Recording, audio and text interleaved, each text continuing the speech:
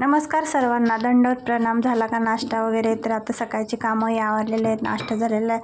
तरी तर दुपारच्या जेवणासाठी मी गरमागरम बनवत आहे चपाती भाजी. ते तर चपात्या बनवून घेतल्या आणि इथं काळ्या मसाल्यातलं वांग्याची भाजी बनवायची, त्यासाठी मी गॅसवर कांदा भाजून घेतलेला आहे. आणि इथं घेतलेलं आहे आता हरभऱ्याची डाळ, खोबरं, खडा मसाला थोडासा गरम, आणि त्याच्यासाठी घेतलेले कोथिंबीर, अद्रक, लसूण हे.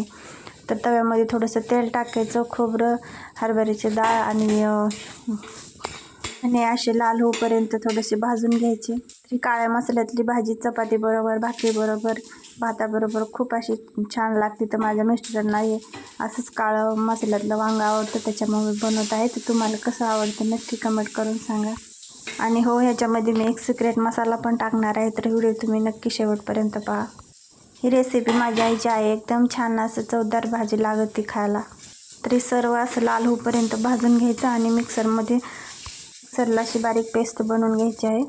कोथिंबीर टाकून वाटणामध्ये कोथिंबीर टाकली म्हणजे भाजी एकदम छान लागते. तर पहा, इथं मिक्सरमध्ये अद्रक, लसूण, कोथिंबीर सर्व बारीक करून घेतलेले आहे अशी पेस्ट, आणि वांगे पण चिरून भरून घेतलेले आहे. तर इथं कढईमध्ये टाकायची जिरी, कढीपत्ता, आपण थोडं पेस्ट केलेली ती टाकायची, हळद टाकायची, लाल तिखट टाकायचं, मसाला परतून घ्यायचा. आणि इथं वांग्यामध्ये भरण्यासाठी शेंगदाण्याची कूट, लाल तिखट, मीठ, हळद, कोथिंबीर हे छान असं थोडंसं पाणी टाकून वांग्यामध्ये भरून घ्यायचं. मस्त म्हणजे छान वांगे लागतात खायला.